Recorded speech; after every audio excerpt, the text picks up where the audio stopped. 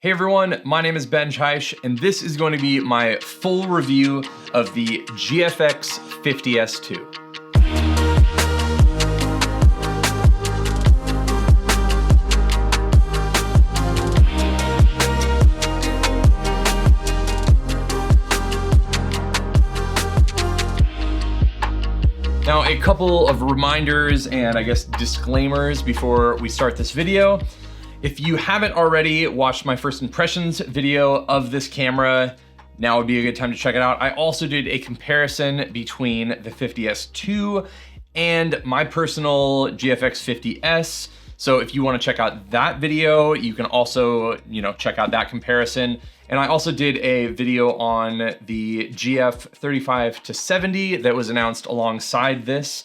I won't be going in depth or really talking about that lens at all because this is sort of like how I would use this camera video. And in general, for my professional work, I'm using much faster lenses in terms of aperture. And so the only lens that I have to test this with is the Midicon 65 1.4. So unfortunately, that means I won't have videos or anything talking about the speed with the 81.7 or the 110 f2 or the 45 2.8, which are all sort of like the standard wedding photography-ish lenses for this system. And so I'm definitely maybe going in that direction with this and doing a review based off of this particular combo, as well as obviously some of my thoughts having used the system in general in some different iterations with other cameras.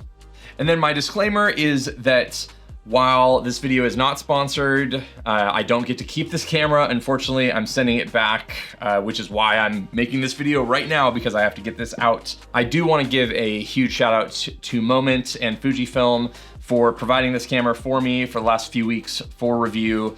It's been super fun to have a camera out before it's actually available in the public. So thank you very much to both Fujifilm and Moment. And if you're interested in pre-ordering this camera, at this time, I will put links below, which then should still take you to the camera once it's actually released in a couple months. Those are my disclosures and kind of background. And so let's get into the camera in general. So as a whole, big fan of the camera. Obviously, it has a 44 by 33 millimeter sensor, medium format, larger than full frame. It definitely is, significantly larger than full frame, but for those film photography purists, it's definitely smaller than a traditional 645 film sensor or film plane. So obviously right here, you can check out kind of how it all interacts in comparison. But if you were looking for that medium format depth of field, either from like the 6.7 105 2.4 from the Pentax, or like the Contax 645 with the 80 f2, or the Mamiya with the 80 1.9, I feel like this camera is the closest digital option that I have gotten to in those kind of general realms. For $4,000, which this body is $3,999, and this lens is new $650. And I believe, like the 80 1.7, which also gives you not the same field of view or anything, but a similar shallow depth of field, comes in at around like $2,300 that lens goes for. So you're able to get into this system into a medium format 50 megapixel sensor with that shallow depth of field for significantly less than you ever would have been able to before. So this video is definitely going to be much more about how I work with this in practice and a little bit less about the specs and everything like that. So if you're interested in the specs, you can definitely check out those other videos, but I definitely want to focus more on what this camera does that is super unique and amazing, and then what it doesn't do, so that you just are, I guess, more informed about your decision-making process, because there are definitely a lot of options out there between, the 50R, the original 50S, and then the 100 and the 100S. There's just a lot of differences there. So hopefully this video can give you some sort of insight in which direction you want to go depending on your shooting style. The use case that I am most familiar with is going to be kind of that like editorial, portrait, and wedding work. And here is my more specific use case for weddings. I'm gonna be honest, having a contrast detect autofocus system that I'm gonna rely on for moments probably isn't gonna be the thing for me. If I'm pulling a camera up to my face really, really fast and I'm going to try to snag a moment and be reliant on autofocus for that, despite the fact that it is much better than the original 50S, if that is just like a big part of my brand and part of what I do as a wedding photographer, I think it is warranted for you or somebody to be buying the 100S or the 100, probably the 100S, for those kind of quick moments if you want to photograph those on medium format. For me, I use the Leica M system, and I am actually really, really fast with that system.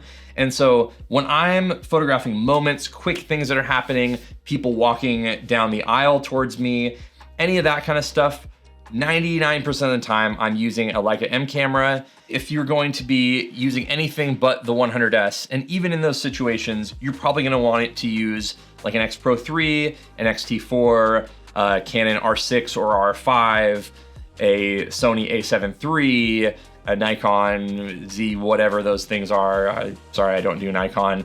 It can do those things in a pinch, but if you're relying on a camera being super snappy and making those quick adjustments and everything like that, you want to pull the camera up to your face and instantly have it grab focus and things. I just don't think that that is the correct use case for a medium format camera at this time. And I don't necessarily think it's this camera's fault, because in all of the other medium format cameras that I've used from both Fujifilm and Hasselblad, this is still the fastest version that I've used in those 50 megapixel sensors. The 100S is obviously going to be better because it has that phase detect autofocus. And again, it's not bad and works in a pinch. It does good face detect and stuff like that. But in general, the lenses are bigger, the autofocus motors are a little bit slower, you are moving more glass. In general, a medium format camera is just going to be harder to do. And I think that if you were thinking of things in terms of traditional wedding photography, that is just kind of what things were happening. This was more for like the setup shots of like portraits and details and scene setting things and all that kind of stuff. So in those terms, if you have that mindset, and I know that not everybody is going to, but if you have that mindset, which is my mindset, this camera is absolutely fantastic for that. The only thing that I would say out of that is that the viewfinder still isn't like incredibly sharp, and you still get that screen blackout, which I don't know exactly how fast it is, but you know, when you pull up your eye,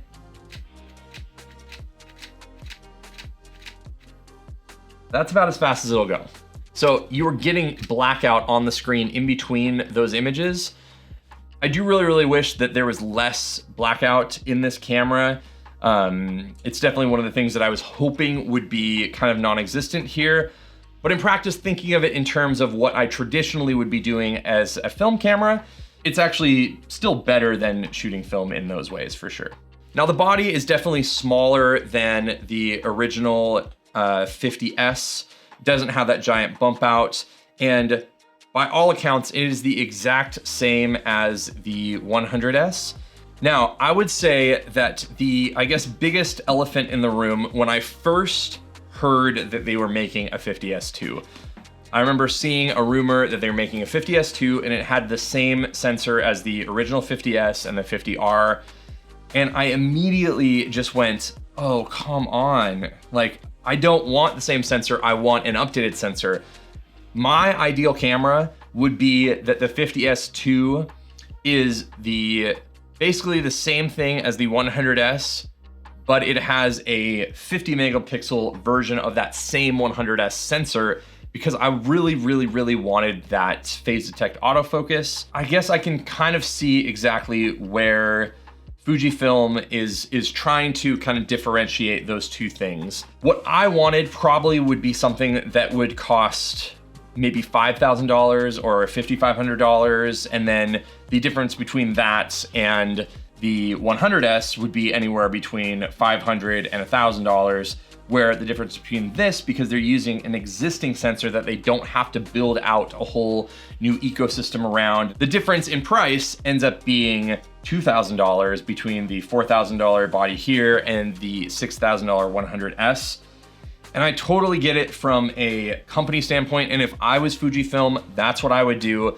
But I would be remiss if I didn't say that my ideal camera would be the 50S2 with a 50 megapixel version of that 100S camera. I love the IBIS, I love everything else about this, but I would love, love, love that phase detect autofocus in this same camera. I think that that snappiness in focus is the biggest downside to this camera.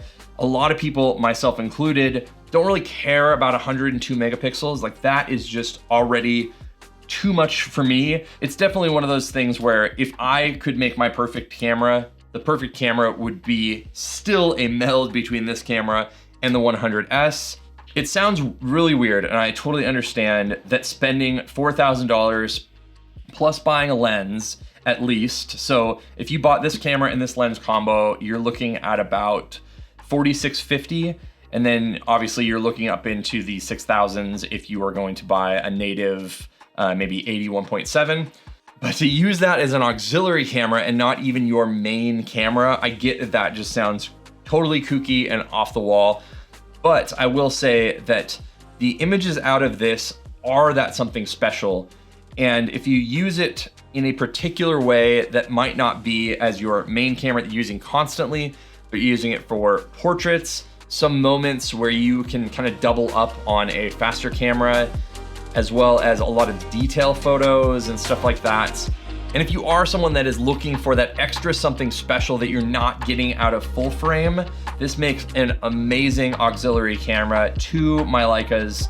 And I think that it would be a great auxiliary camera to a lot of you as well.